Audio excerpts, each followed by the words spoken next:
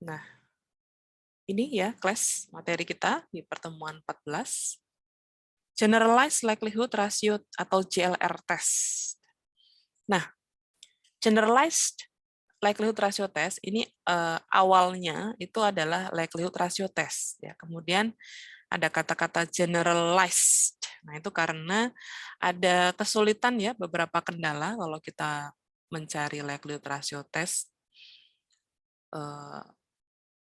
sehingga kita perlu menggunakan atau memanfaatkan penduga MLE, gitu ya.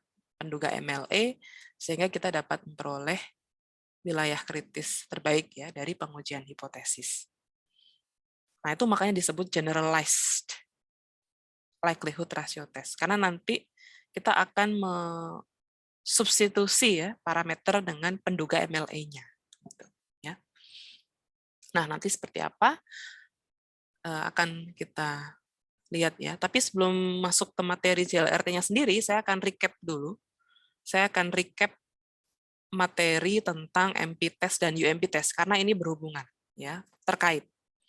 Jadi kalau MP test atau most powerful test ya, itu adalah tes untuk mencari wilayah kritis terbaik ya, atau most powerful critical region atau best critical region dengan ukuran alfa. Ketika hipotesis yang diuji adalah H0 simple versus H1 simple. Gitu ya. Jadi H0-nya sederhana, H1-nya sederhana. Kemudian kita mencari MP test-nya dengan metode Neyman-Pearson ya, atau Neyman-Pearson lemma, sehingga kita peroleh most powerful critical region atau C bintang ya. Nah, dari C bintang itu kita bisa peroleh statistik uji. Jadi kita bisa membentuk statistik uji berdasarkan wilayah kritis terbaik yang sudah kita peroleh gitu ya. Nah, itu MP test. Hipotesisnya simple versus simple. Kemudian kita bergeser ke bagaimana jika H1 ya, hipotesis alternatifnya itu komposit satu sisi. Bisa lebih dari, bisa kurang dari. Nah, kalau komposit satu sisi, kemudian tidak ada parameter lain yang tidak diketahui, maka kita menggunakan UMP test. Ya, misalnya, kita mau menguji hipotesis mu, ya, mu, parameter rata-rata atau mu, gitu ya. Kemudian diketahui random sampel diambil dari populasi berdistribusi normal mu sigma kuadrat. Sigma kuadratnya diketahui. Sigma kuadrat diketahui, ya. Yang diuji hipotesis adalah mu-nya. Bentuk H1-nya lebih dari atau kurang dari. Nah, ini berarti kita menggunakan UMP test untuk mencari wilayah kritis terbaik dan membentuk statistik uji. Gitu, ya. Bagaimana caranya kalau dengan UMP test? Minggu lalu kita sudah bahas, ya, ada dua cara. Ada dua cara untuk mencari UMP test. Cara yang pertama adalah dengan rasio likelihood, ya. Jadi L2 per L1, kemudian kita cek apakah rasio likelihood merupakan non-decreasing function dalam statistik tetatopi. Ya, jadi dicek non-decreasing function dalam statistik tetatopi apa enggak. Gitu, ya. Kalau iya atau kalau non-decreasing function, berarti join PDF dari random sample memiliki sifat MLR dalam statistik tetatopi. Sehingga kita bisa mengambil tetatopi ini untuk mencari UMP test. Ya, UMP test. Lihat, kalau H1-nya lebih dari, maka UMP test-nya adalah tetatopi lebih dari sama dengan K atau K bintang. Tapi kalau H1-nya kurang dari, maka UMP test-nya adalah tetatopi kurang dari sama dengan K atau K bintang. Gitu, ya. Jadi tetatopinya itu diperoleh dari sifat MLR itu. Ya. Apakah rasio likelihood memiliki sifat MLR dalam statistik tetatopi itu. Gitu, ya. Kemudian langkah berikutnya sama, setelah diperoleh UMP test-nya, kita bisa mencari wilayah kritis terbaiknya dan membentuk statistik uji. Gitu, ya. Itu cara pertama. Cara kedua dengan kita faktorkan join PDF ke dalam exponential family, ya. Bentuk exponential family yaitu A theta dikali BX dikali eksponen C theta DX. Lalu kita cek C theta apakah merupakan fungsi naik dari theta. Gitu, ya. Kalau C theta merupakan fungsi naik dari theta, maka kita bisa mengambil DX sebagai theta topi. Nah, untuk mencari UMP testnya. Kalau H1-nya lebih dari, tandanya lebih dari, maka UMP testnya adalah theta topi lebih dari sama dengan K bintang.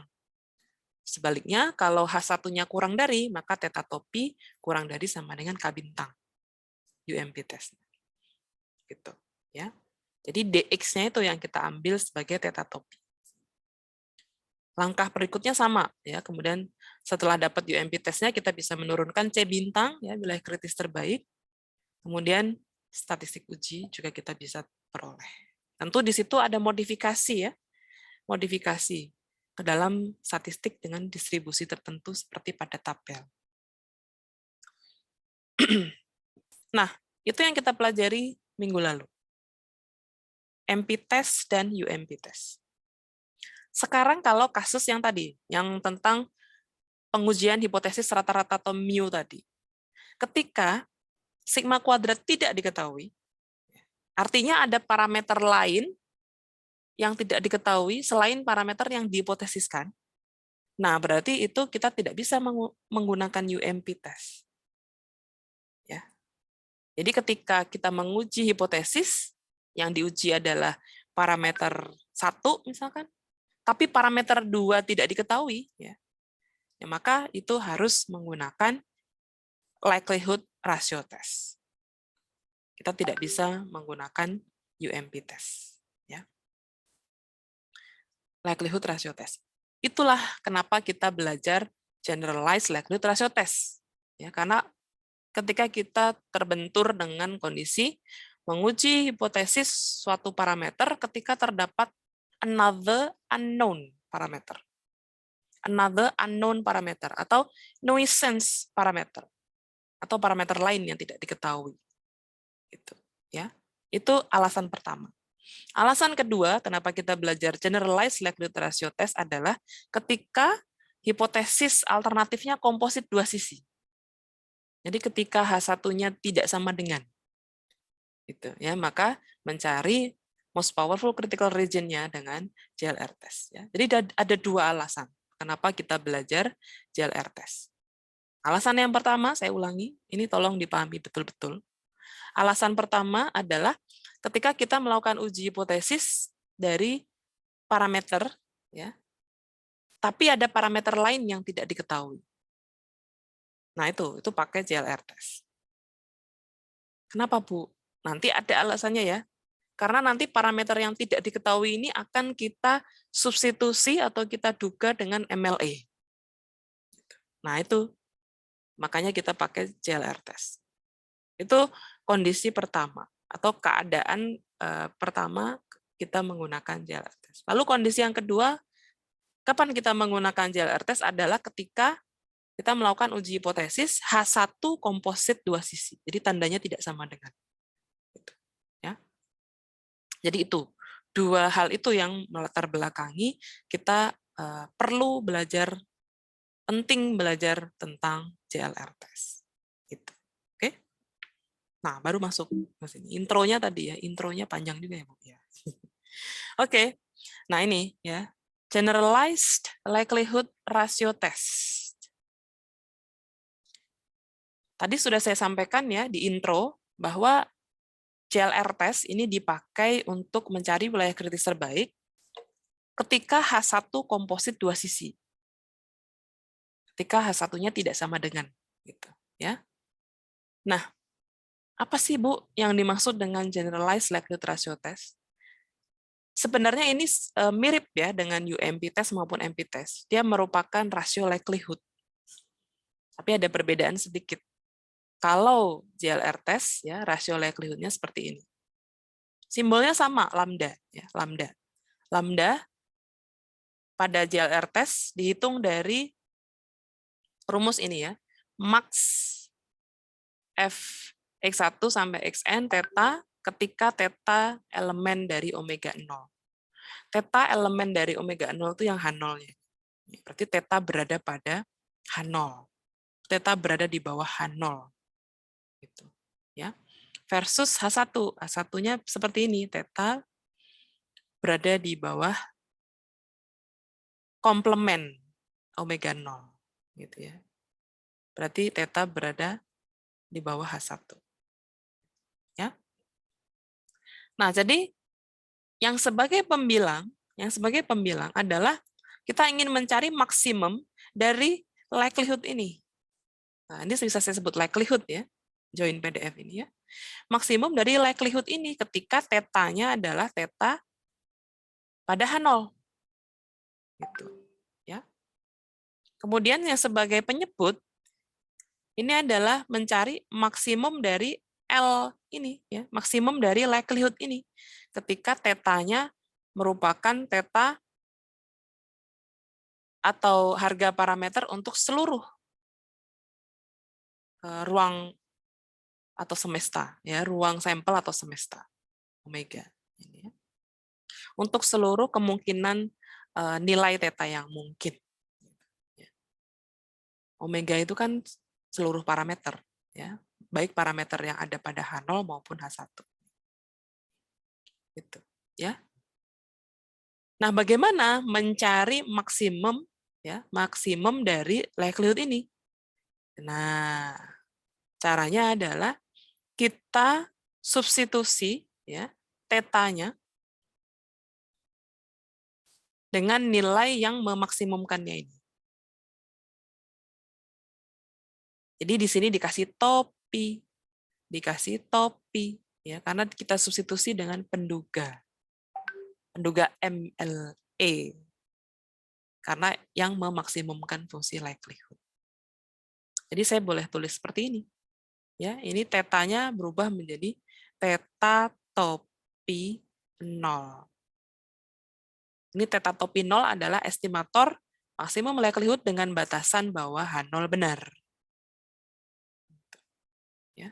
Sedangkan yang sebagai penyebut, ini menjadi seperti ini theta topi. Theta topi ini adalah penduga MLE dari theta. Jadi misalnya yang tadi parameter yang dihipotesiskan adalah mu, maka nanti di sini ini mu topi 0, lalu yang di bawah ini adalah X bar. Karena mu topi MLE adalah X bar. Nah, jadi bisa dilihat perbedaannya ya antara MP test, UMP test, rasio likelihood juga, ya. Tapi komponen sebagai pembilang dan penyebutnya beda. Ya, jadi ini disebut generalized likelihood ratio test karena ini tadi, ya, kita mencari rasio likelihood dengan menggunakan atau memanfaatkan estimator MLE untuk pendugaan parameter yang tidak diketahui. Ya, next. Nah, lambda X tadi, ini ya, X-nya X1 sampai Xn, makanya ditulis X tebal. X tebal ini karena dia X1 sampai Xn. Ya. Ini bisa saya tulis max L0 per max L. Seperti ini. Kalau di rangkuman, saya nulisnya seperti ini. Ya. Max L0 per max L. Max L0 dan max L adalah nilai maksimum dari fungsi likelihood untuk semua nilai theta dalam omega 0, ya, untuk max L0 di omega 0. Kemudian untuk max L adalah semua nilai theta dalam omega. Maka daerah kritis, ingat tadi kita ini hitung lambda ya, dan hasil dari lambda, saya pakai pensil dulu. Pakai pen. Color blue ya. Lambda ini harus kurang dari sama dengan K. Nah, gitu ya, ini lambda ini harus kurang dari sama dengan K. Inilah wilayah penolakan H0 ya, C. Nanti dari sini kita turunkan most powerful critical region-nya dan statistik ujinya ya. Jadi lambda itu harus kurang dari sama dengan K. Ini ya. K adalah konstanta, nilainya 0 sampai 1. Nah, lambda kurang dari sama dengan K, ini kita gunakan untuk likelihood ratio test untuk menguji H0 theta elemen dari omega 0 melawan H1 theta elemen dari, oh ini ada ralat. Ini bukan omega ini harusnya, di sini omega 0 komplement. Omega 0 komplement. Tolong nanti direvisi ya. Kalian tulis di resumenya yang betulnya, yaitu ini omega 0 komplement. Seperti yang ini. Ya, yang satunya. Oke. Jadi, metode generalized likelihood ratio test untuk mencari wilayah kritis terbaik adalah dengan mencari max L0 per max L. Ini harus sama kurang dari sama dengan K, lalu kita dari situ kita turunkan C bintang dan statistik ujinya. Oke. Kita akan lihat contohnya ya. Oke, kita lihat contoh 1. Carilah daerah kritis dari likelihood ratio test untuk menguji, ini hipotesisnya ya. H0-nya mu sama dengan mu 0, H1-nya mu tidak sama dengan mu 0. Berarti ini H1-nya komposit dua sisi. Ya. Berdasarkan sampel acak berukuran N, dari sebaran normal dengan sigma kuadrat diketahui. Berarti variansnya diketahui. Sigma kuadratnya diketahui. Oke, berarti ini pemanfaatan JLR test ketika H1-nya komposit dua sisi. Ya, ini kebetulan variansnya diketahui. Atau parameter lain dalam model diketahui. Ya, jadi nggak masalah. Sorry. Maaf, bersin. Oke. Oke, next. Nah ini, bagaimana Bu cara menjawabnya?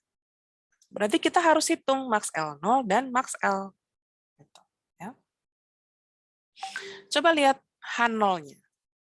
H0-nya adalah mu sama dengan mu 0. Berarti omega 0-nya adalah mu. Ya, ini nilainya tunggal ya, simple ya. Berarti mu itu mu 0. Jadi mu 0 ini satu-satunya nilai mu yang membuat L0 maksimum. Sehingga max L0-nya mu 0. Ya, mu topi 0-nya itu ditulis mu 0. Karena dia single. Ya. Satu-satunya nilai mu yang memaksimumkan L0. Ya, maka di sini mu-nya kita ganti mu 0. Gitu. Ya. Kemudian yang max L ini berarti likelihood ya dari normal distribution, tapi kita substitusi mu dengan mu topi MLE yaitu X bar. Nah, maka di sini X bar. Gitu. Oh iya ini, sorry ini ada ralat lagi. Ini harusnya akarnya nggak nyampe sini ya. Ini kepanjangan nih akarnya nih. Ini harusnya 1 per akar 2pi dikali sigma. Sigmanya harusnya nggak pakai akar. Kalau sigma di dalam akar nih harus sigma kuadrat. Ya. Ini harusnya sigma kuadrat kalau di dalam akar. Gitu. Ya, jadi ini garis yang di atas nih kepanjangan. Ini harusnya sampai 2pi aja. Ya, tolong nanti diralat di resume kalian. Oke, ini max L0 ya, kita sudah replace mu-nya dengan mu 0. Kemudian max L juga kita sudah replace mu-nya dengan mu topi MLE. Oke. Langkah berikutnya berarti kita rasiokan. Wah, ini bisa dicoret nih. Coret gitu ya. Sehingga menyisakan bentuk eksponennya. Eksponen yang ini ya dikurangi min ini. Berarti min 1 per 2 sigma kuadrat sigma xi min 0 kuadrat plus 1 per 2 sigma kuadrat sigma xi min x bar kuadrat. Ini kuadratnya nanti dibongkar ya, sehingga bentuk eksponennya pangkatnya seperti ini. Ini pangkat yang sudah disederhanakan. Lambda sama dengan eksponen, ini pangkat yang sudah disederhanakan ya. Min n per 2 sigma kuadrat dikali x bar min mu 0 kuadrat. Oke, ini. Dan lambda ini harus kurang dari sama dengan K. Ini adalah wilayah penolakan H0. Gitu, ya. Sehingga ini akan ekuivalen dengan X bar min mu 0 kuadrat lebih besar sama dengan K. Kok bisa tuh, Bu? Ini dari mana? Oke, ini sebenarnya saya singkat. Ini ada langkahnya di sini. Saya coba jabarkan ya. Jadi dari sini, ini kita jabarkan. Ini eksponen min n per 2 sigma kuadrat X bar min mu 0 kuadrat, ini kita lenkan. Ya. Dilenkan, sehingga ini menjadi min n per 2 sigma kuadrat dikali X bar min mu 0 kuadrat.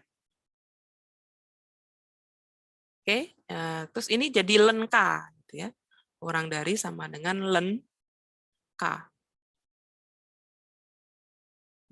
Nah, seperti ini. Lalu, ini saya mau sisakan ini aja nih di sisi kiri ya. Berarti dibagi dengan min n per 2 sigma kuadrat. Ya. Di sini X bar min mu 0 kuadrat. Bu, kenapa nggak X bar aja yang disisain? Nah, karena gini, karena nanti mau diarahkan ke bentuk Z ya. Jadi di sini udah X bar min mu, oh, udah mengarah ke Z nih ya, udah ambil aja semua gitu ya. Jadi yang dipindah ke kanan yang ini aja. Karena dibagi minus ya dan negatif, tandanya berubah. Dan yang di sini len K dibagi ini menjadi K yang baru. Ya, konstanta yang baru, atau saya langsung tulis ini K bintang gitu ya, biar cepat. Nah, ya. K bintang atau K boleh, yang penting ini maksudnya ini K yang baru gitu ya. Ini hasil dari pertidaksamaan ini tadi. Oke. Nah, ini X bar min mu 0 kuadrat lebih besar sama dengan K. Ini bentuk kuadrat, maka kita kalau mau kita bawa ke Z, maka kita ambil X bar min mu 0-nya aja, gitu kan? Maka kita ambil nilai mutlaknya. Nilai mutlak X bar min mu 0 lebih besar sama dengan K. Lalu kita modif, ya. Ini kan masih X bar min mu 0, Bu. Berarti perlu dibagi dengan sigma per akar N. Jadi seperti ini. Ya. Peluang tolak H0 padahal H0 benar sama dengan alfa. Nah, berarti di sini. Ini kan di atasnya masih ada nih harusnya ya. Ini di sini ada invisible ya, ada invisible step. Nah, di sini ini adalah peluang tolak H0 padahal H0 benar. H0 benar tadi adalah mu sama dengan mu 0. Di sini ya. Kita masukkan mu 0 di sini. Jadi mutlak X bar min mu 0 per sigma per akar N. Lebih besar, K-nya berubah menjadi Z alfa per 2, ya, hasil dari modifikasi ke Z tadi, ini Z alfa per 2, sama dengan alfa per 2. Atau ini ekuivalen dengan ini ya, ini Z, jadi ini mutlak Z lebih besar dari Z alfa per 2, dan ini nilai peluangnya sama dengan alfa per 2. Oke. Ini saya tulis kembali ya di sini, sama tulisannya. Nah, berarti dari sini kita bisa menentukan C bintangnya, ya. C bintang atau wilayah kritis terbaiknya, yaitu X bar, ya, di mana mutlak Z bisa pakai Z, bisa pakai mutlak Z, ya. Kalau saya pakai mutlak Z, maka di sini mutlak Z sama dengan mutlak X bar min mu 0 per sigma per akar N. Ya, ini tanda mutlak. Seperti ini, dan ini lebih besar dari Z alfa per 2. Oke, ini adalah nilai kritis terbaik. Atau most powerful critical region. Bu, boleh nggak saya nulisnya nggak pakai mutlak, tapi pakai Z aja? Boleh ya. Ini bisa juga ditulis begini. C bintang sama dengan, jadi tanda mutlaknya dibongkar. Ini berarti X bar, di mana Z sama dengan X bar min mu 0 per sigma per akar N.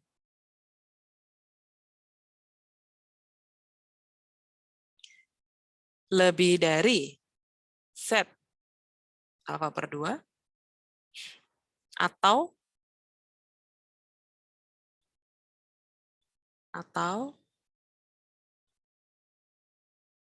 yang satunya, yaitu yang negatif ya, berarti Z sama dengan X bar min mu 0.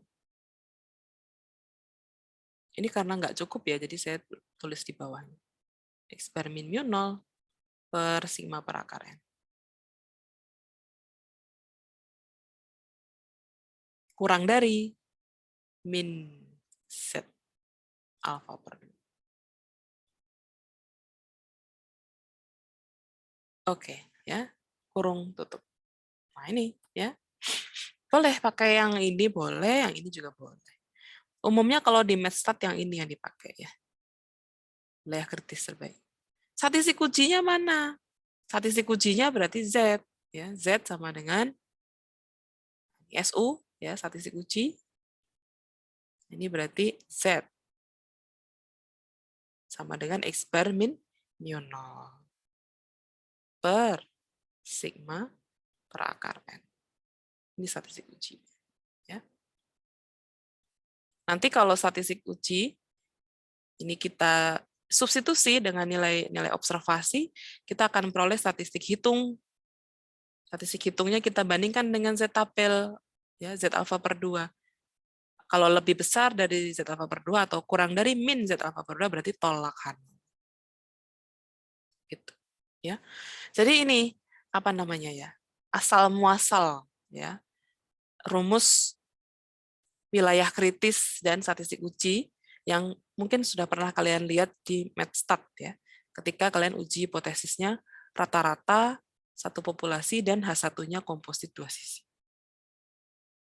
Ya, jadi kalian sekarang sudah tahu ya behind the scene. Behind the scene. Oke, sampai di sini ada pertanyaan? Silakan kalau ada pertanyaan. Sebelum izin bertanya, Bu. Ya, silakan. Ini suaranya siapa? Isra, Bu. Isra, oke. Isra, silakan Isra. Di yang next slide, Bu. Next slide. Iya. Bentar. Oke. Sorry. Ini berarti ya? Yang satu lagi, Bu. Satu lagi. Oke. Ya, di sini. Ini kan X bar kurang mu 0 kuadrat lebih besar sama dengan K. Kalau misalkan keduanya di akar, terus AK-nya juga di akar, itu kan jadi K bintang yang baru, Bu. Itu nggak boleh kayak gitu atau harus dikuadratkan X bar min 0-nya, Bu? Maksudnya ini diambil, diakarkan? Diakarkan, lalu di sini jadi akar K. Terus ini X bar min mu 0 aja gitu, Bu. Nggak usah lagi dimutlakan. Oh, nggak bisa. Karena akar dari ini kan nilainya plus minus ya. Akar dari ini kan nilainya plus minus. Akar dari ini berarti kan nanti plus minus. Berarti kan tandanya ada yang lebih dari, ada yang kurang dari. Nah, Oh, berarti ujungnya sama juga ya, Bu? ujungnya sama. Nah, tapi kalau pakai akar nanti ini harus ada dua nih di sini hasilnya. Ya. Kalau pakai mutlak kan hanya satu. Ya. Nanti baru dibagi duanya ketika mendeskripsikan C bintangnya. Gitu ya. Berarti kalau akar K itu nggak bisa jadi K bintang ya, Bu? K yang baru. Akar K bisa jadi K yang baru, cuma nanti berarti ada dua harga. Ya. Ada tanda yang lebih dari, ada tanda yang kurang dari. Karena ini kan akarnya dari ini kan ada plus minus. Ya. Nilainya ada yang nilai yang ini kan bisa min ini atau plus ini. Gitu ya. Ya, berarti Bu, kalau misalkan nanti di soal ada dapat yang kuadrat, itu tetap pakai mutlak, nggak Mutlak, bisa diakar? pakai Oh mutlak ya, aja, amannya gitu. Ya. terima kasih Bu. Oke, sama-sama. Ada lagi? Silakan yang ingin bertanya. Ini contoh 1 ya. Kalau contoh 2 coba lihat. Yang contoh 2 itu sebenarnya sama, ya. Sama nih, distribusi normal juga, tapi di sini mu-nya theta. Mu-nya theta simbolnya. Beda simbol aja dong ya, Bu. Iya, beda simbol aja. Terus ini variansnya juga diketahui. Nah, jadi langkah pengerjaannya sama persis dengan yang contoh 1.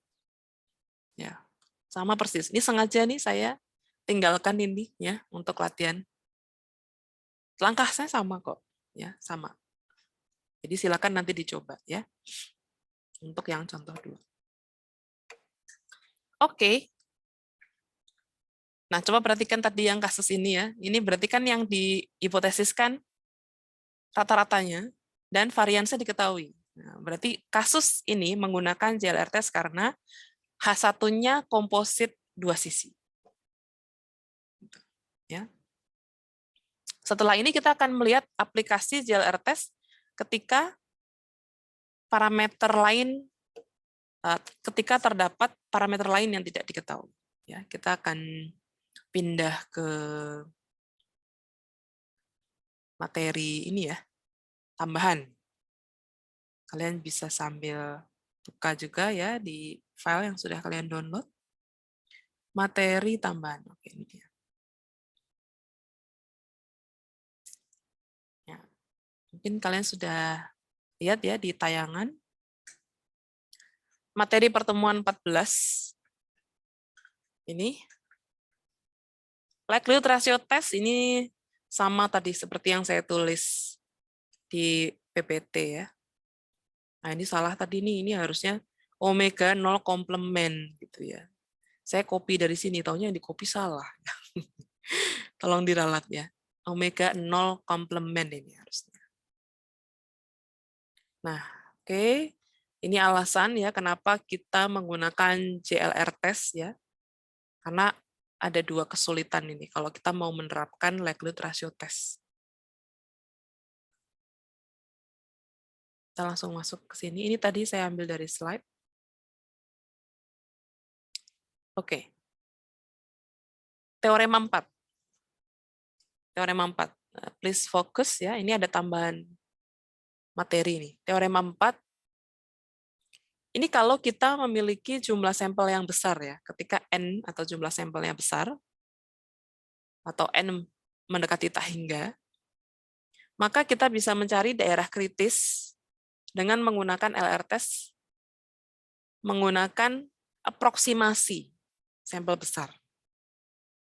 Ya, aproksimasi sampel besar atau large sample approximation dengan menggunakan statistik min 2 len lambda atau statistik G.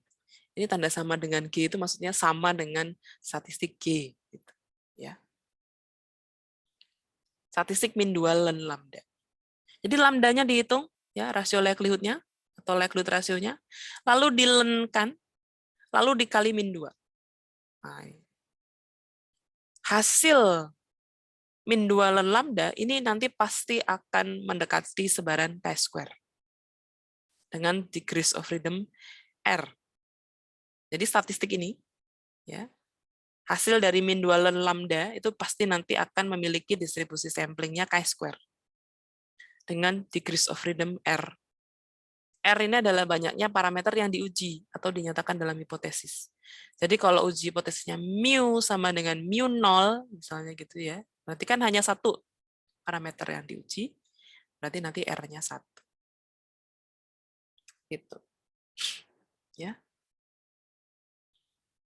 Tapi kalau parameter yang diujinya ada 2, misalnya menguji selisih ya dari rata-rata 2 populasi ya. Mu1 sama dengan mu2, misalkan gitu ya.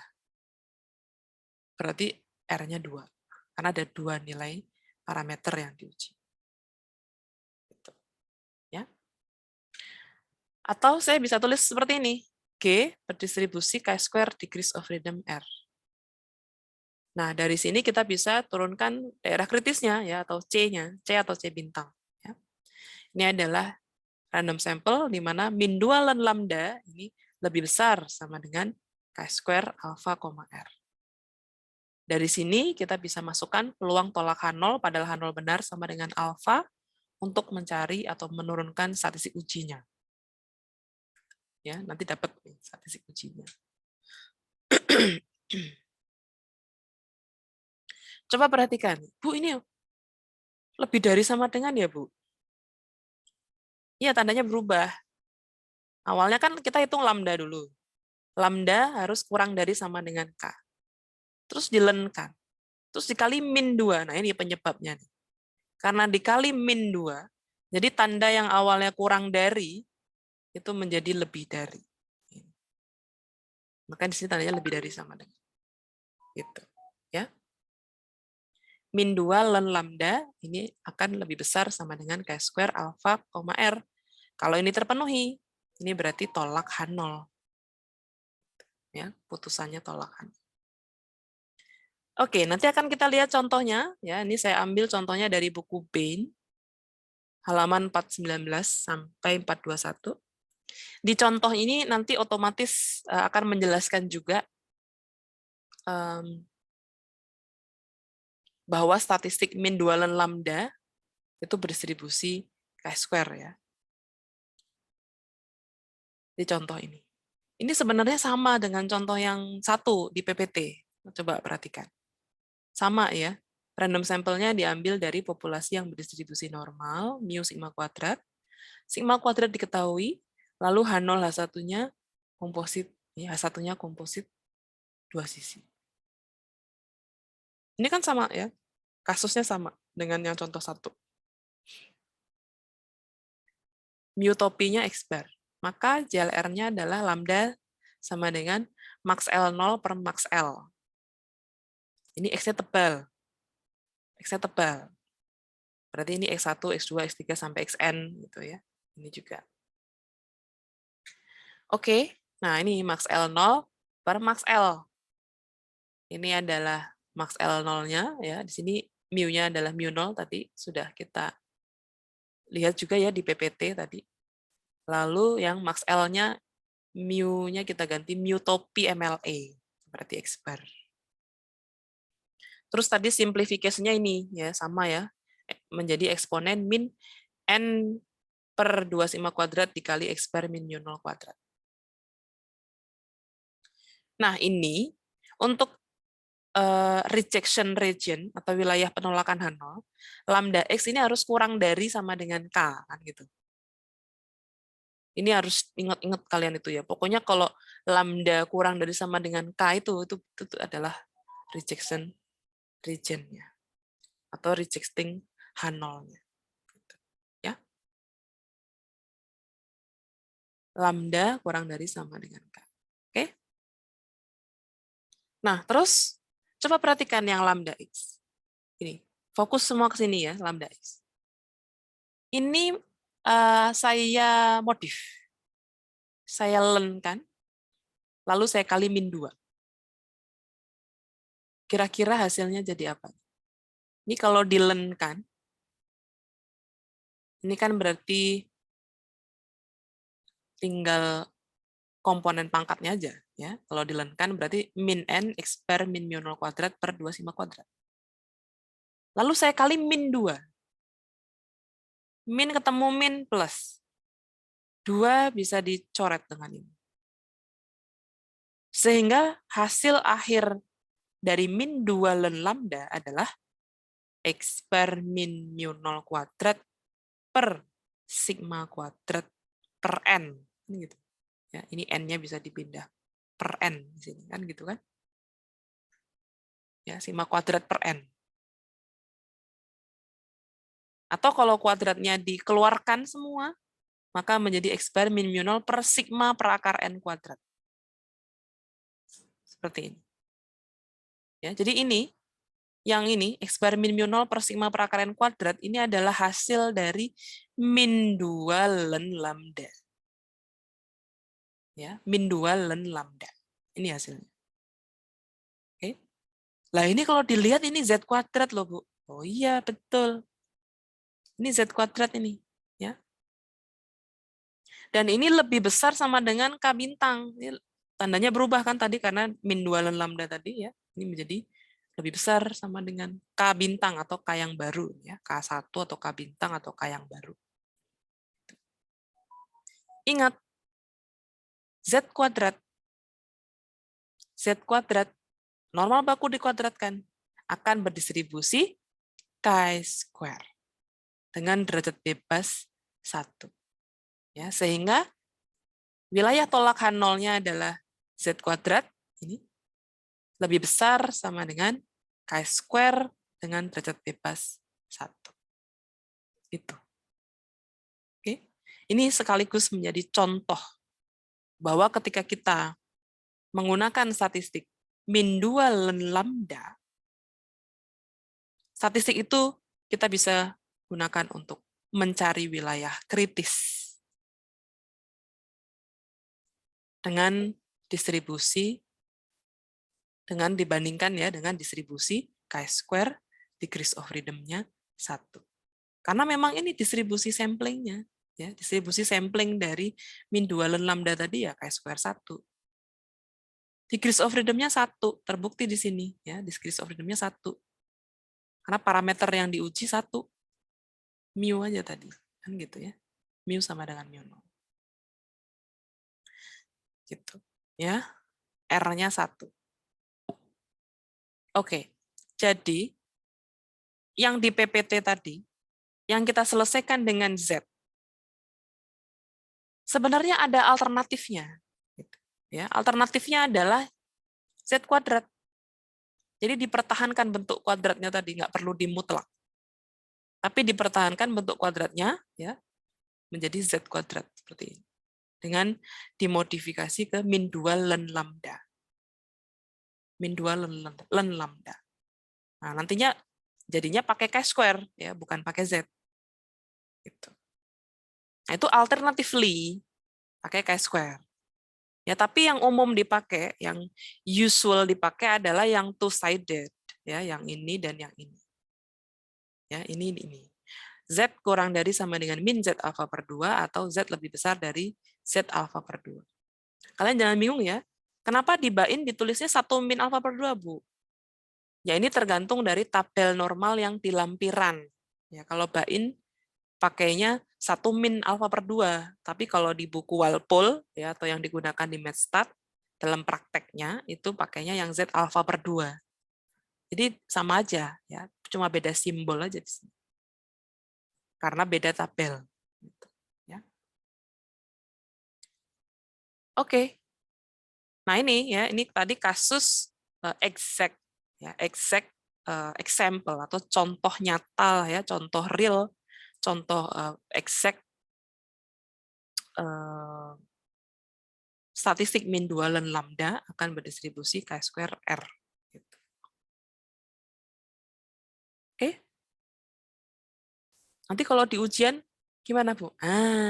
Nanti di ujian biasanya ada kata-kata gini. Dengan pendekatan sampel besar, berarti kalian harus pakai min 2 ln lambda. Ya. Kalau ada kata-kata cari wilayah kritis dengan menggunakan likelihood ratio test, pendekatan sampel besar atau large sample approximation, itu pasti pakai min 2 ln lambda. Jadi kalian dapatkan lambdanya dulu, lalu kalian lenkan, lalu kali dengan min 2. Arahnya ke sana, kalau sampel besar. Ya. Tapi kalau nggak ada large sample approximation, nggak ada kata-kata itu, ya kalian pakai Z ini. Ya. Untuk kasus yang uji hipotesis seperti ini, bawa ke Z. Ya. Bu, lah nanti kalau sigma kuadrat tidak diketahui gimana? Nah, itu lain cerita. Kalau sigma kuadrat tidak diketahui atau unknown, maka kita masuk ke penjelasan di bawahnya ini. Ya. Itu kasus ketika ada parameter lain yang tidak diketahui. Ini ya contohnya pengujian hipotesis rata-rata satu populasi jika varians populasi tidak diketahui. Contohnya ini ya. random sample dari normal distribution, sigma kuadratnya unknown. Gitu, ya, tidak diketahui. H0, H1-nya sama seperti example yang di atas tadi. So, what should we do? Nah, yang kita lakukan adalah nanti sigma kuadratnya ini kita replace atau kita substitusi dengan penduga MLE-nya. Gitu, ya. Jadi yang di-replace dengan penduga MLE-nya nggak cuma mu topi, tidak hanya mu topi, tapi nanti ada juga sigma topi kuadrat. Gitu, ya. Oke, kita akan lihat. Nah, ini. Jadi lambda X-nya adalah max L0 per max L. Nah, karena ada unknown parameter, yaitu sigma kuadrat, maka di sini parameternya ada 2. Ya. Ada yang mu, ya, mu kita replace dengan ini ya, mu topi 0. Mu topi 0 karena H0-nya tunggal, maka mu topi 0 ya mu 0. Karena mu 0 ini tunggal tadi kan, H1. H0-nya. H0-nya mu sama dengan mu 0. Nah, maka satu-satunya nilai mu yang memaksimumkan L0 adalah mu 0. Gitu, ya, karena dia tunggal. Nih, berarti mu topi 0 sama dengan mu 0. Lalu sigma topi 0 kuadrat, ini adalah penduga MLE bagi varians, tapi kita replace mu-nya dengan mu 0. Gitu, ya. Ini, ingat penduga MLE untuk varians. Nih, ya, penduga MLE untuk varian, sigma topi kuadrat sama dengan sigma XI min X bar kuadrat per N. Ini penduga MLE untuk varian. Ya, ini sudah pernah kita bahas di pertemuan 8. Ya, penduga MLE.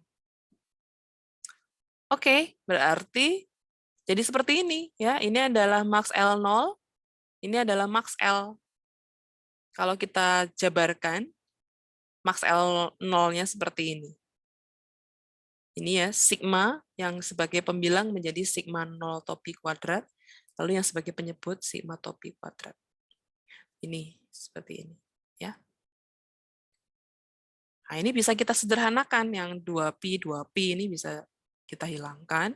Terus ini yang di dalam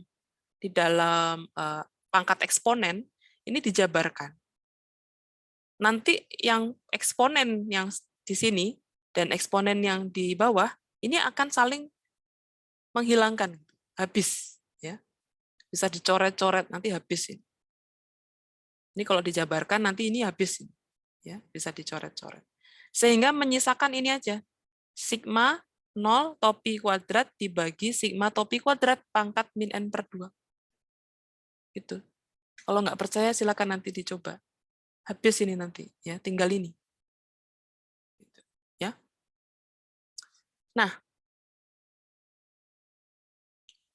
kemudian ini kita mau buat menjadi pangkat 1, ya, sehingga nanti ini dikali min 2 per n. Ya, kalau ini dikali dengan pangkat min 2 per n, berarti ini lambda pangkat min 2 per n, sama dengan, ini kita substitusi, ya, sigma topi 0 kuadrat dan sigma topi kuadrat, lalu kita sederhanakan menjadi seperti ini. Per n-nya bisa habis, ya, saling menghilangkan, jadi tinggal ini dan ini. Ya. Lalu yang atas ini kita modif, ya. Jadi XI min X bar plus X bar min mu 0. Saya ulangi. Jadi ini saya ada triknya, ya. Jadi XI min X bar plus X bar min mu 0. Nanti yang XI min X bar-nya jadi ini, ya. Lalu yang X bar min mu 0-nya jadi ini. Lalu sigmanya masuk, ini sigma di sini, lalu ini sigma di sini. Awalnya ini sigma. Sigma, tapi nggak ada I-nya, Bu. Nggak ada I-nya, sigmanya berarti berubah jadi N. Gitu, ya. Kalau ini kan ada I-nya, dipakai sigma. Kalau nggak ada I-nya, Bu, ya jadi N. N kali. Gitu, ya. Lalu yang sebagai penyebutnya tetap. Sehingga ini dibagi ini 1, ditambah ini dibagi ini. Coba perhatikan ini, statistik ini. ini bisa diubah ke bentuk ini. Ya. X bar min mu 0 kuadrat dikali N per sigma XI min X bar kuadrat. Ini kalau kita ingat ya, statistik S kuadrat ya, S kuadrat, varian sampel. Ini kan sigma XI min X bar kuadrat per N min 1. Ya kan? Nanti kita gunakan S itu. Ya. Nah, kita bisa tulis seperti ini. Ini adalah T kuadrat X dibagi N min 1. Dengan TX ini adalah akar N dikali X bar min mu 0, jadi ini diakarkan, ya, akar N dikali X bar min mu 0, dibagi akar sigma XI min X bar kuadrat per N min 1. Ingat statistik T adalah normal baku dibagi akar K² dibagi derajat bebas. Ya. Jadi seperti ini. Ini sebenarnya dari normal baku dibagi akar K² dibagi degrees of freedom. Oke. Nah ini yang di dalam akar ini kan jadi S kuadrat ya. S kuadrat ini. Sigma XI min X bar kuadrat per N min 1 kan S kuadrat. Kalau di akar dia jadi S. Atau ini kita bisa tulis X bar min mu 0 per S per akar N. Kan gitu. Akar N-nya ditaruh di bawahnya. Ya. X bar min mu 0 per S per akar N. Dan dia memiliki distribusi sampling student T dengan degrees of freedom N-1. Ini, ya. Kita bisa pakai statistik TX, bisa juga pakai statistik T kuadrat X. Kalau pakai statistik T kuadrat X, maka nanti akan berdistribusi Fisher dengan degrees of freedom 1, N-1. Kok bisa, Bu? Nah, ini kalau dikuadratkan, ini kan Z kuadrat. Akan menjadi Z kuadrat atau Chi² dengan degrees of freedom 1, ya, lalu yang di bawah ini adalah Chi² dengan degrees of freedom N-1. Sehingga nanti T kuadrat akan berdistribusi Fisher, degrees of freedom-nya 1, N-1.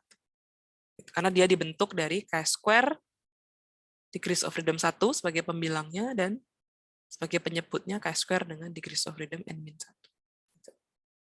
Ya.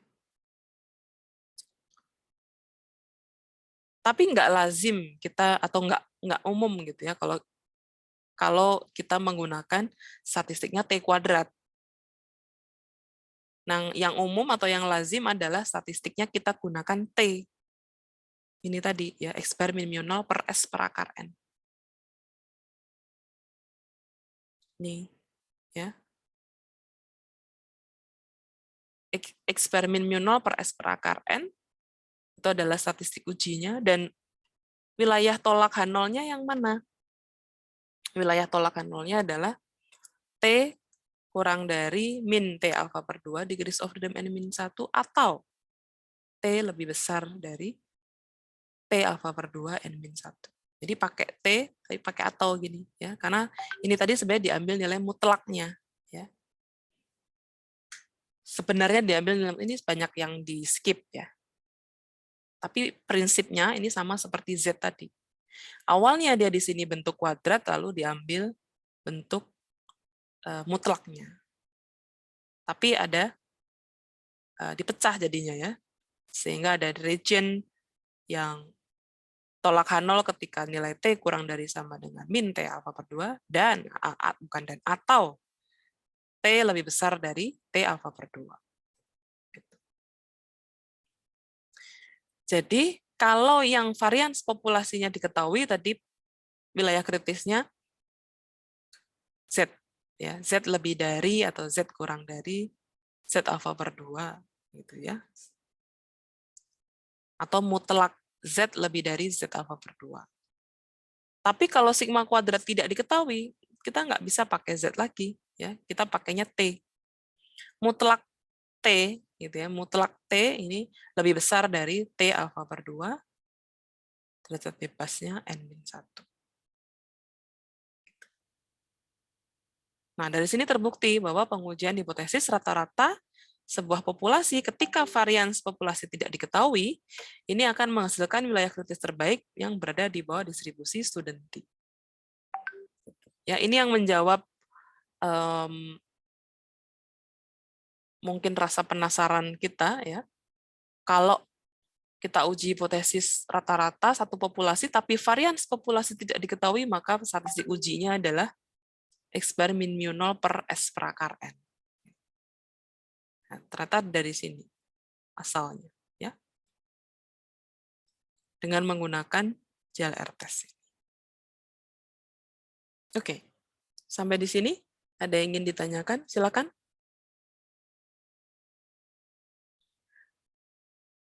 Silakan kalau ada yang ingin ditanyakan. Bisa dipahami mudah-mudahan ya. Nanti kayaknya di ujian ada salah satu yang keluar dari sini ya.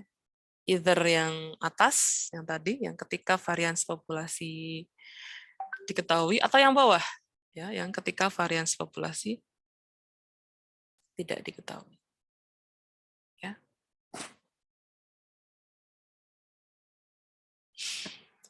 Oke, kalau nggak ada pertanyaan, saya kembali ke PPT. Saya share screen lagi. Nah, ini dia. Nah, ya. Nah, ini ada soal latihan ya, nanti bisa kalian coba. Nomor 1 loh, Bu. Nomor 1 ini ya sama kayak yang barusan dikerjain tuh, Bu. Iya, betul. Nanti pakai T. Nanti coba kalian kerjakan ulang ya, untuk mengerjakan yang nomor 1. Kemudian yang nomor 2, random sample diambil dari sebaran eksponensial theta. Single parameter ya. Single parameter. Tentukan JLR test ukuran alfa. Gunakan pendekatan untuk sampel besar. Wah, ini berarti pakai min 2 lambda. Nah, pasti pakai ini. Dan nanti ini wilayah kritisnya ini harus lebih besar sama dengan chi-square. Karena single parameter yang dihipotesiskan juga single ya, maka ini chi-square 1. Gitu, ya. Nanti tinggal hitung lambdanya dulu. Lambda ini adalah max L0. Max L0 dibagi max L. Ini max L0 ya, bukan max low ya. Max low. Max L0 dibagi max L. Nanti ini likelihood dari eksponensial atau join PDF ya dari random sample. Terus theta topinya ini adalah theta 0, diganti nanti theta 0 karena ini single. Nilainya kan sederhana ini ya. Theta 0 adalah satu-satunya yang memaksimumkan L0 kan gitu ya. Lalu yang L max L berarti ini nanti likelihood ya atau join PDF ganti theta topi ya, ganti tetanya dengan theta topi yaitu X bar. Gitu. Nanti silakan diselesaikan dan ini nanti pasti kurang dari sama dengan K ya. Terus nanti ini dibuat ke dalam bentuk min 2 len lambda. Nanti ini pasti tandanya berubah ya, dan di sini menjadi K yang baru. K yang baru yang ini pasti nanti konstanta yang baru ini nilainya adalah sebesar chi-square degrees of freedom 1. Nanti silakan ya. Dicari C bintangnya lalu statistik ujinya. Oke. Kemudian yang nomor 3 Ini continuous random variable, PDF-nya diketahui. Ini juga parameternya tunggal ya, hanya theta aja. Turunkan JLR test untuk H0 theta sama dengan theta 0 melawan H1 theta tidak sama dengan theta 0. Oke, ini pakai approximate critical value ya, based on large sample approximation. Oh, berarti pakai min 2 len lambda juga. Pokoknya kalau ada kata-kata approximate critical value, large sample approximation, DLL, ya, pokoknya yang asymptotic critical value, nah gitu-gitu, ya, itu berarti pakai pendekatan sampel besar, menggunakan statistik min 2 len lambda. Gitu, ya. Oke, kelas. Ada pertanyaan sebelum kita masuk ke aplikasi?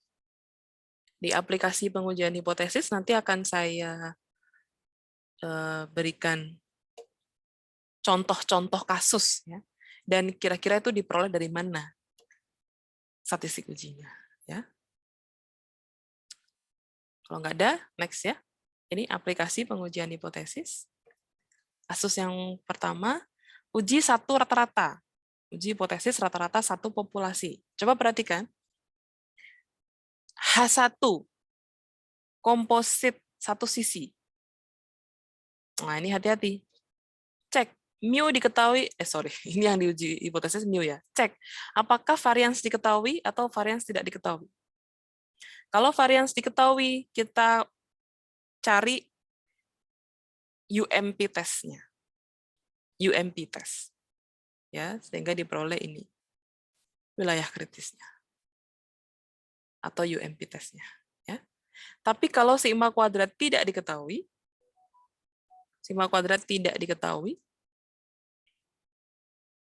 berarti kita tidak bisa pakai UMP test karena ada another unknown parameter.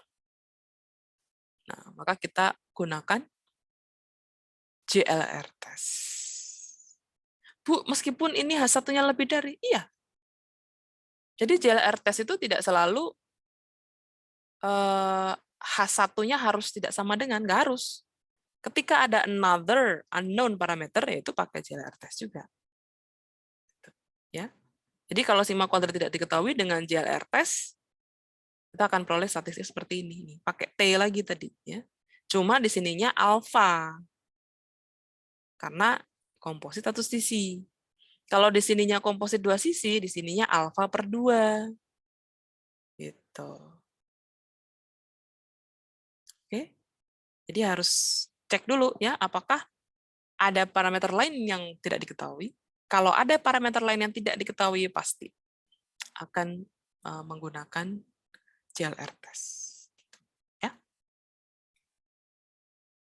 Kemudian ini, kalau H1-nya komposit dua sisi ya, ketika varians diketahui, ini pakai JLR test. Karena H1-nya komposit dua sisi, ini pasti pakai JLR test. Tapi Z, ya Z. Sedangkan jika varians tidak diketahui, pakai JLR test juga, tapi ke T. T. Gitu. Oke. Kemudian uji beda dua rata-rata atau selisih rata-rata dua populasi. Berarti ada dua populasi ya, X dan Y. Nah, di sini ada asumsi bahwa varian 1 dan varian populasi 2 ini tidak diketahui tapi diasumsikan sama. Diasumsikan sama, berarti kan nanti harus dihitung ya SP kuadrat. Nah, karena ada parameter yang tidak diketahui ini, maka menggunakan JLR test. Ada 3 kemungkinan uji hipotesis ya. Kalau H1-nya lebih dari, maka pakai JLR test. Di sini wilayah kritisnya adalah T0 lebih besar sama dengan ya, karena H1-nya lebih dari, ini lebih besar sama dengan T alpha. Dengan degrees of freedom N1 plus N2 min 2. Sedangkan kalau H1-nya kurang dari, nah ini berarti dari JLR testnya nanti hasilnya adalah T-nya kurang dari. Jadi tergantung tanda pada H1 kan gitu ya. Kurang dari min T alpha. Oh alpha ya Bu, bukan alpha per 2. Iya kan komposit satu sisi. Maka di sini alfa, ini alfa. Gitu, ya. Lalu yang terakhir, kalau H1-nya tidak sama dengan, berarti komposit dua sisi, maka T0 kurang dari sama dengan min T alfa per 2, atau T0 lebih besar dari T alfa per 2. Ini semuanya pakai JLR test. Pakai JLR test semua. Ya. Kita tidak akan membahas pembuktiannya, ya, karena ini termasuk materi yang advance dan memang tidak dijelaskan secara detail. Ya, karena nggak akan cukup satu pertemuan nanti kalau membahas ini aja. Ya. Nah, paling tidak kalian tahu kalau bentuk H1-nya komposit, ya, meskipun JLR test, di sininya alfa. Ya. Ini juga ininya alfa, dan di sini alfa per 2. Gitu, ya. Semua menggunakan JLR test tadi, karena ada parameter lain yang tidak diketahui. Gitu, ya, selain yang dihipotesiskan. Ini T0-nya dan SP potretnya. Ya. Apalagi ini, uji rata-rata K sampel. Hipotesisnya seperti ini. Mu1, bla bla bla bla bla, dan sampai mu K, ya, lalu H1-nya minimal ada sepasang mu yang berbeda. Asumsinya varian tidak diketahui, tapi diasumsikan sama. Oh, ini pakai JLR test juga berarti. Di samping karena memang ujinya dua sisi, ya, komposit dua sisi. Ini berarti pakai JLR test. Pakai generalized likelihood ratio test, ya. Ini wilayah kritisnya. Nah, nanti ini kalau kita substitusi, ya, nilai-nilai sampel atau nilai diobservasi ini kita bandingkan dengan F-tabel. Kalau lebih besar daripada F-tabel, maka tolakan. Gitu. Jadi ini dibawa ke F, ya, Fisher. Ini biasanya diaplikasikan di MedStat, ya, untuk uji rata-rata beberapa populasi. Gitu. Jadi pakai uji F, ya. Ini pakai JLR test juga. Kemudian uji satu proporsi. Nah, ini kalau kita berbicara proporsi berarti populasi kita dikotomus, ya. Populasinya responnya atau nilainya itu biner, gitu, ya. Iya, tidak, laki-laki, perempuan, misalnya gitu, ya. Jadi XI ini diambil dari sebaran Bernoulli 1, P. Kalau kita mau uji hipotesis H1-nya lebih dari, maka kita bisa cari most powerful critical region-nya, ya, pakai UMP test ini. Pakai UMP test. Tapi tetatopinya kita arahkan ke bentuk standardized distribution. Ini, ya. Ini menggunakan standardized distribution atau pendekatan Z, gitu, ya. Khusus untuk proporsi, ya, karena dia dari diskrit, kan, gitu, ya, dari sebaran diskrit. Tapi mau kita bawa ke kita bentuk statistik yang mengikuti distribusi yang di tabel. Ya, distribusi yang di tabel itu T, Z, Chi-square, Fisher itu kan kontinu semua. Ya, dari diskrit ke kontinu, maka kita paling lazim yang digunakan adalah menggunakan Z, ya, standardized distribution. Oke, ini tandanya lebih besar di H1-nya, maka di sini lebih besar sama dengan Z alpha. Kalau H1-nya tidak sama dengan, maka ada dua wilayah kritis, ya, dan di sininya alfa per 2. Untuk uji dua proporsi, ini berarti ada dua populasi, ya, yang saling bebas. Ini misalnya H1-nya komposit dua sisi, maka wilayah kritisnya ada dua, ya, yang Z0 kurang dari min Z alpha per 2, atau Z0 lebih besar sama dengan Z alpha per 2, Z0-nya seperti ini tapi. Ini pakai pendekatan standardized distribution juga, atau Z. Lalu untuk uji satu varians, Nah, ini juga harus hati-hati. Kita harus tahu dulu, identifikasi dulu, mu-nya diketahui atau tidak. Kalau mu-nya diketahui, berarti kita pakai UMP test ya, untuk menyelesaikan ini. H1-nya komposit satu sisi ya, jadi kita pakai UMP test. Kalau mu-nya diketahui. Ya, sehingga diperoleh ini. Ini sudah pernah kita bahas ya, di soal latihan pertemuan yang lalu, tapi di pertemuan yang lalu kalau tidak salah mu-nya 0 nilainya. Ya, mu-nya 0. Contohnya waktu itu. Saya lupa contoh berapa, tapi sudah pernah kita bahas. Tapi kalau mu tidak diketahui, nah, mu tidak diketahui, berarti kan ada parameter lain yang tidak diketahui, maka pakai JLR test. Kalau pakai JLR test, nanti statistiknya begini. Dan ini wilayah kritisnya jadi seperti ini. Meskipun komposit satu sisi, Bu, pakai JLR test, iya, karena ada parameter lain yang tidak diketahui. Ya. Jadi di sini, ininya chi-square alfa, bukan alfa per 2. Karena di sininya komposit satu sisi. Ya. Ini chi-square alfa. Kemudian untuk uji rasio 2 varians, nah ini ada 3 kemungkinan hipotesis ya. Ada yang H1-nya rasio varians lebih dari, H1-nya rasio varians kurang dari, dan yang ini H1 rasio varians tidak sama dengan 0.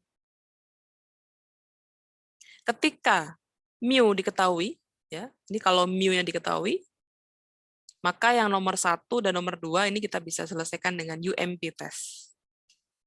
Dan yang nomor 3 dengan JLR test. Tapi kalau mu-nya tidak diketahui, maka semuanya ini kita cari dengan JLR test. Ya, kalau di sini H1-nya lebih dari, berarti ini lebih dari sama dengan F alpha. Kalau kurang dari, berarti kurang dari sama dengan F alpha. Ini berarti F1 min alpha ya, kebalikan dari ini. Kalau ini alpha, ini 1 min alpha. Kemudian kalau H1-nya tidak sama dengan, berarti ada 2 wilayah kritis. Kurang dari F1 min alpha per 2, atau lebih besar dari F alpha per 2. Gitu, ya. Oke, jadi tadi kita mengidentifikasi ya, wilayah kritis atau wilayah tolak H0 berdasarkan bentuk-bentuk hipotesisnya. Dan kira-kira metode apa yang digunakan untuk menurunkan wilayah kritis dan statistik uji itu. Gitu, ya. Ini statistik ujinya, ini wilayah kritisnya. Jadi kita identifikasi ya, bentuk hipotesisnya, simple versus simple, ataukah H1 komposit satu sisi atau H1 komposit dua sisi. Kemudian cek apakah ada parameter lain yang tidak diketahui. Nah, itu sangat menentukan metode apa yang digunakan. Itu, ya. Oke, kelas, ada yang ditanyakan sampai di sini? Silakan kalau ada yang ingin ditanyakan.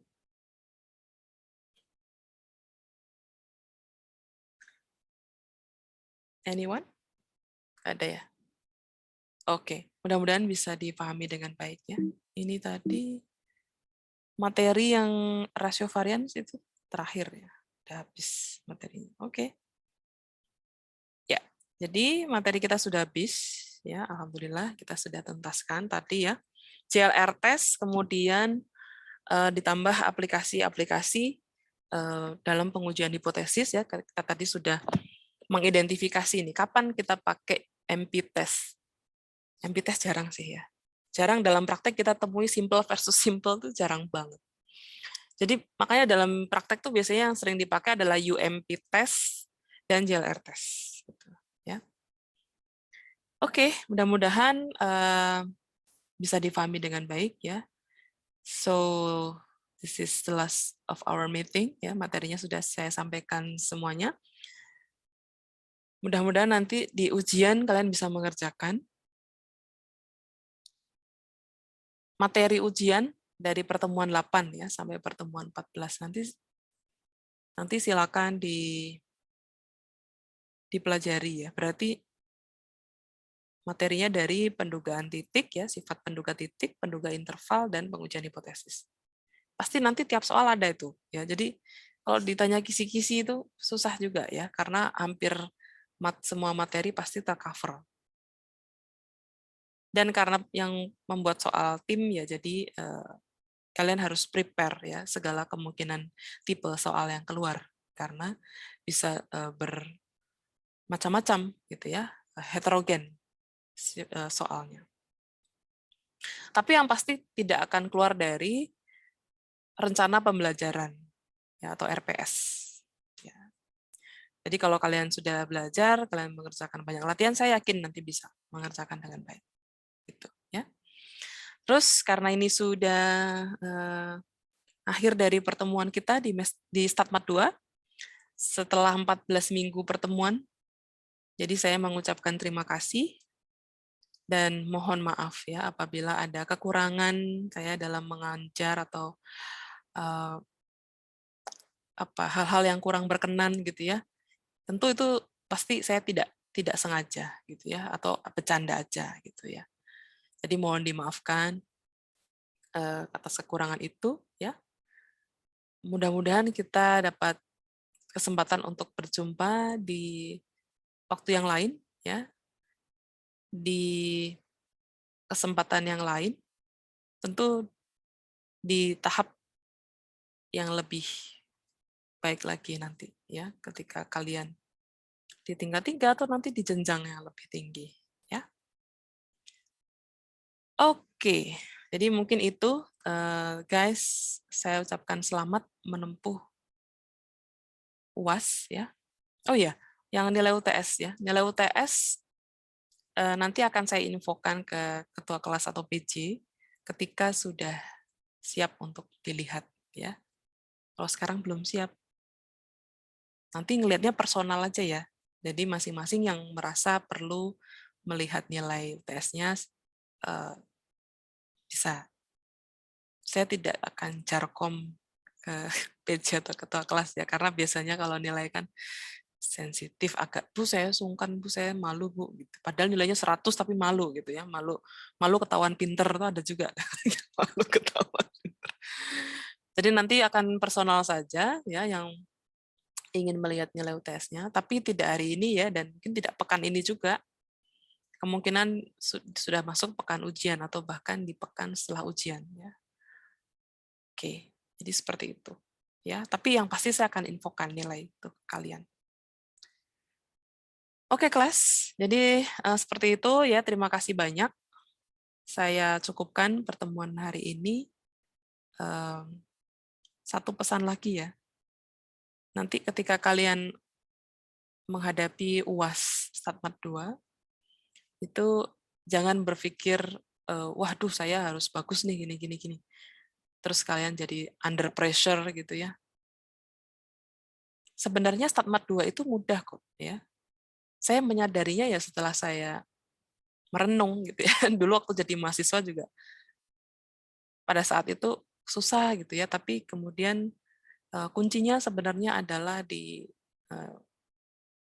kemauan kita untuk belajar dan mencari tahu gitu ya. Yang penting kalian gini, fokusnya jangan nilai. Kalau kalian fokusnya nilai, mungkin kalian akan dapat nilai itu, tapi belum tentu ilmunya kalian dapat. Tapi kalau kalian fokusnya itu untuk mencari ilmu, nilai itu ngikut gitu, ya. Jadi yang paling utama adalah ilmunya.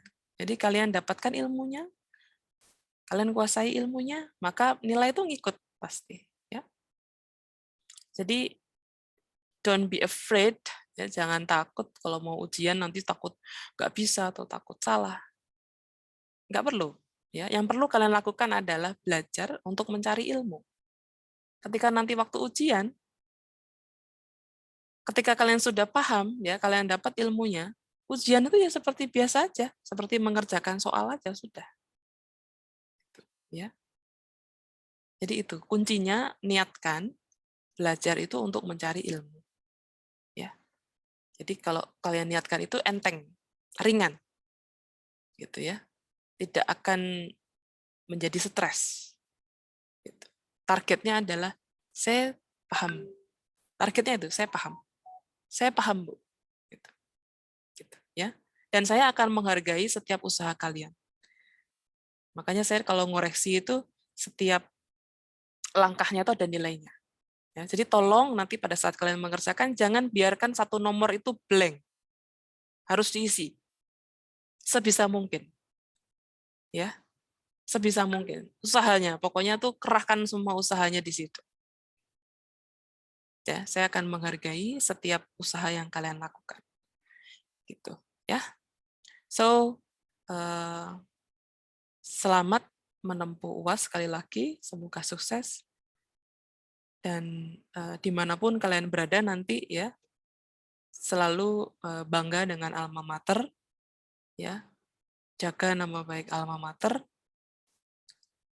Semoga kesuksesan kalian tidak hanya berhenti nanti di Statmat, tapi Statmat bisa mengantarkan kalian ke jenjang kesuksesan berikutnya, ya, baik di Polstatistis maupun ketika kalian sudah lulus nanti, ya. Sekian dari saya, terima kasih. Selamat pagi. Assalamualaikum warahmatullahi wabarakatuh. Bu, izin meminta fotoan dulu. Oh ya, silakan Enyu. Saya baru ngeh loh, ada background-backgroundnya nih. Terima kasih Bu Ika. Wow, terima kasih Bu Ika. Wow, terima kasih banyak. Thank you so much. Mau difoto nggak nih? Iya, Bu. Siapa yang mau mimpin foto? Marsha. Marsha, silakan. Ada fotonya. Ya, Bu, izin, Bu. Ya. Dikasih aba-aba nggak? Dikasih, Bu. Bentar. Oke. 1, 2, 3.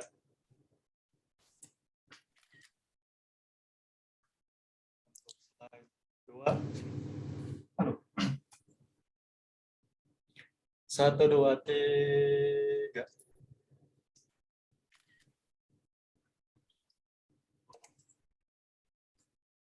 Mau lagi atau udah? Itu Steven pakai apa tuh pipinya itu dikasih merah-merah ya. Oke. Saya juga tadi sudah screenshot ya. Jadi saat Marsha screenshot, saya screenshot juga. Nanti saya upload di sosmed. Iya, Bu. Oke. Ya. Saya sebagai perwakilan kelas 28 juga mengucapkan terima kasih banyak atas ini yang sudah diberikan. Ya, walaupun kalau tahun depan Ibu ke Australia, ya gimana kita ketemunya nanti di sana di Jakarta. Semoga lancar terus, Bu. Dan sukses selalu. Terima kasih banyak, Bu. Amin, amin ya rabbal alamin. Terima kasih banyak NU yang sudah mewakili teman-teman. Jadi saya ucapkan terima kasih banyak doa-doanya. Ya, nanti kalau saya di sana ya itu ya, kita berdoa semoga kalian ada kesempatan ke sana juga ya, studi lanjut. Bisa nyusul. Kalau S3 itu paling rata-rata ya, rata-rata 4 tahun. Jadi kalau kalian nanti nyusul kan mungkin studi S2 di sana ya, bisa ketemu. Nanti kalau kalian nyari kampus nanti boleh hubungin saya. Bu, saya mau nyari kampus nih. Kira-kira rekomendasi Ibu mana ya gitu. Boleh ya nanti tanya saya. Atau info beasiswa ya. Saya udah nyoba banyak sekali beasiswa. Jadi mudah-mudahan bisa membantu juga nanti ya ketika kalian cari beasiswa. Oke, terima kasih banyak semuanya. Sukses selalu. Jangan lupa jaga kesehatan. Kita ketemu lagi di kesempatan yang lain yang lebih baik ya, dengan versi kita yang lebih baik. Oke, terima kasih semuanya. Assalamualaikum warahmatullahi wabarakatuh. Waalaikumsalam warahmatullahi wabarakatuh. Terima kasih Bu Ika. Ya. Terima kasih Bu Ika. Sama-sama. Thank you juga guys. Oke, saya end Zoom-nya ya.